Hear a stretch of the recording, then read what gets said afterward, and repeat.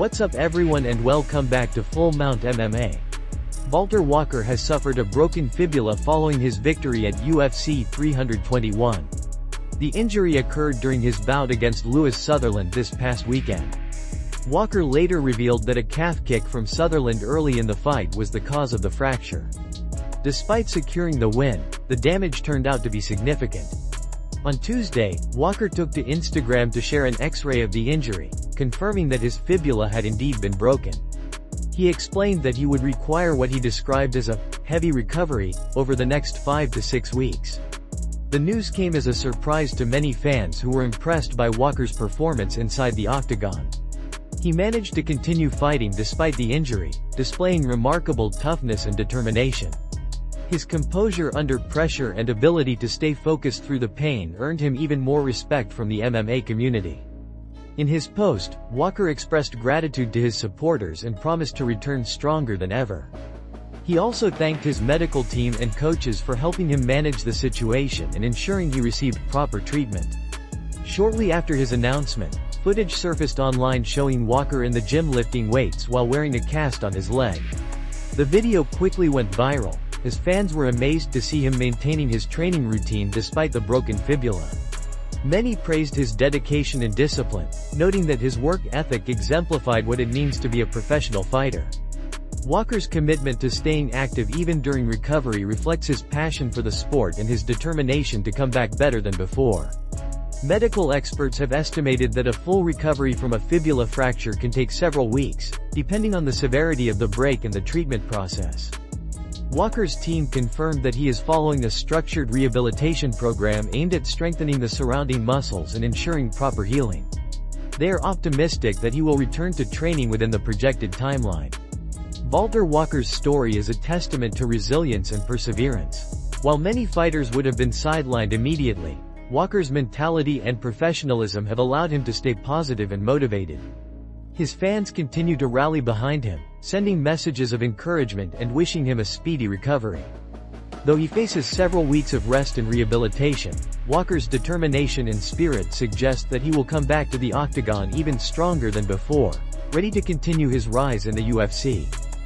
Matt Brown has voiced his frustration toward critics who have been questioning Tom Aspinall after the recent UFC 321 controversy. Speaking during a recent episode of The Fighter vs. the Writer podcast by MMA Fighting, Brown made it clear that he found the criticism directed at Aspinall completely unfair.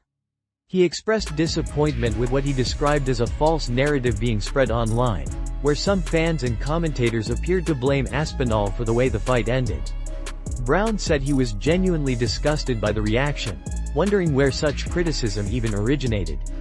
According to him, Aspinall did absolutely nothing wrong and should not be faulted for a situation that was clearly accidental. He criticized those suggesting that Aspinall should have continued fighting despite the eye injury, calling such opinions unrealistic and irresponsible.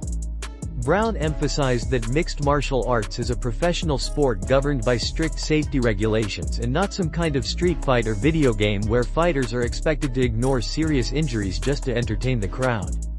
He pointed out that continuing to fight with only one functioning eye could lead to permanent damage, not just to a fighter's vision but to their entire career. Brown stressed that the fighters inside the octagon put their lives on the line every time they compete, and the least the public can do is show them respect and understanding when something beyond their control happens. He reminded fans that MMA athletes are not superheroes but highly trained professionals who must make smart decisions to protect their health and longevity in the sport. Brown further explained that the critics attacking Aspinall likely have little understanding of what it feels like to be in a real fight or experience the intensity and risks of high-level competition. He noted that such criticism usually comes from people sitting behind screens, far removed from the realities of professional combat sports. For him, the idea that Aspinall should have simply sucked it up and continued fighting was completely absurd. In closing, Brown praised Aspinall for handling the situation with professionalism and composure, saying he did exactly what any responsible athlete should do under those circumstances. He urged fans to focus on the facts rather than emotions and to recognize that safety must always come first in MMA. Brown's comments serve as a strong defense of Aspinall's integrity and highlight the importance of respecting fighters' decisions when it comes to their health and well-being. An unreleased interview from 6 months ago has recently surfaced, revealing Jon Jones' critical assessment of Tom Aspinall's mentality as a fighter. In the interview, Jones reflected on one of Aspinall's earlier career bouts where, according to him, Aspinall's opponent applied an ankle lock and Aspinall tapped almost immediately. Jones claimed that the speed of Aspinall's reaction in that moment revealed something about his mindset under pressure. He suggested that it showed a tendency to quit when faced with extreme discomfort, a trait Jones said lets him know a lot about Tom. Jones drew a direct comparison between that moment and his own experience in the octagon, referencing his 2012 title defense against Vitor Belfort. During that fight, Belfort caught Jones in a tight armbar that could have easily broken his arm. However, Jones refused to tap, choosing instead to endure the pain until he managed to escape and ultimately win the bout. He used this experience as a point of contrast to highlight what he considers the mental and emotional difference between himself and Aspinall. According to Jones, a true champion must be willing to go through immense suffering in order to achieve victory, even if it means risking serious injury. In the interview, Jones also mentioned that he would be interested to see how Aspinall performed in his upcoming matchup, which at the time was rumored to be against Cyril Gane. Jones implied that the fight would be a true test of Aspinall's resilience and mental toughness. He noted that while Aspinall is highly skilled and athletic, moments like the one in his earlier career could reveal weaknesses that might resurface under high-stakes circumstances. Jones went further to explain that toughness in mixed martial arts is not just about physical strength or technique but also about the willingness to endure pain and adversity without giving up. He said that he respects all fighters but believes there is a defining line between those who are willing to suffer for victory and those who instinctively choose self-preservation. To Jones, the ability to push through those breaking points is what separates legends from competitors. His comments have since sparked discussion within the MMA community. Some fans and analysts agreed with Jones, saying that mental toughness is crucial at the championship level. Others defended Aspinall, arguing that protecting oneself from serious injury is a sign of intelligence, not weakness. Regardless of interpretation, the resurfaced interview has reignited debate over how far fighters should go in pursuit of victory and whether tapping quickly truly reflects a lack of heart or simply smart decision-making in a dangerous sport.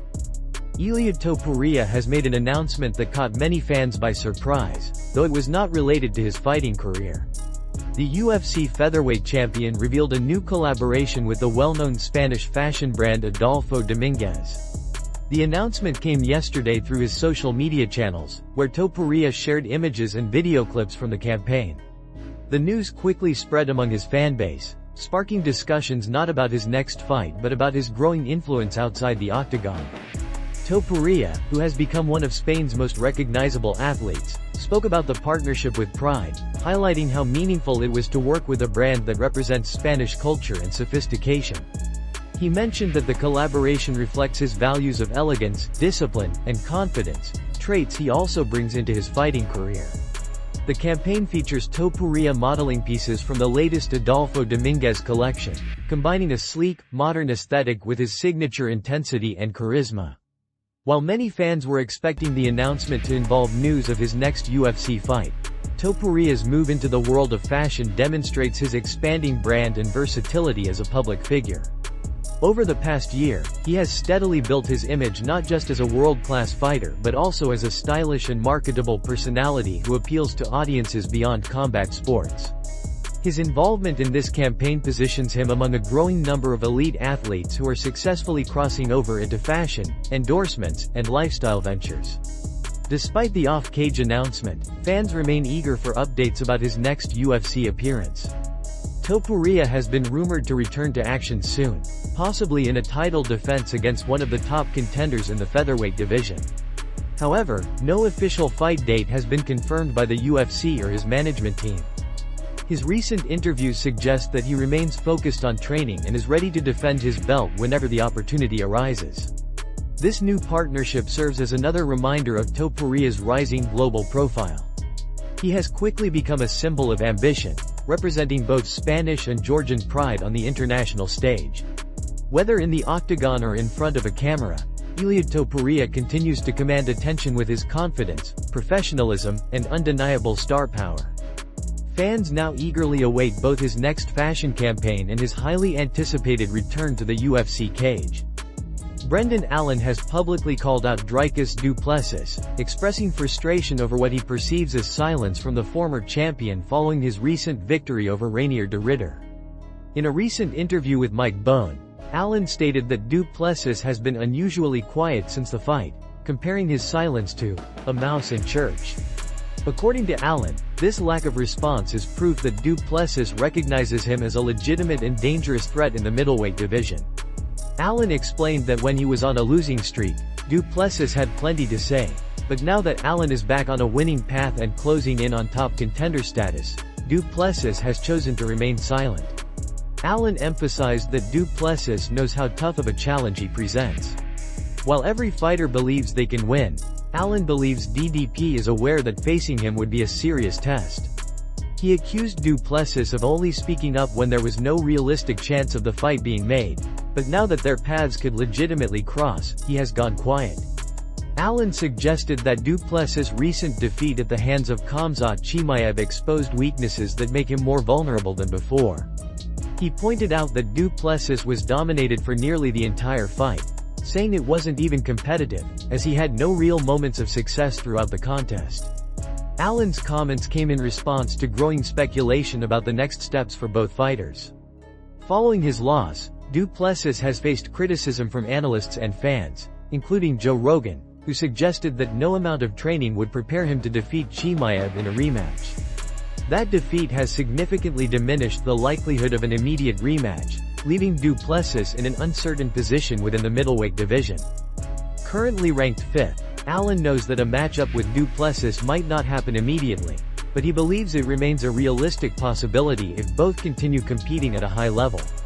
He acknowledged that the UFC is unlikely to book the fight until he earns another decisive win, possibly by avenging his previous loss to Anthony Hernandez. Other potential matchups, such as du Plessis facing Sean Strickland or Nassourdine Imavov, could also determine the next title contender. Allen's call-out was both strategic and passionate, signaling his intent to climb further up the rankings and establish himself as one of the most dangerous fighters in the division. His confidence and willingness to face top competition demonstrate his readiness to take on anyone standing between him and a future title shot.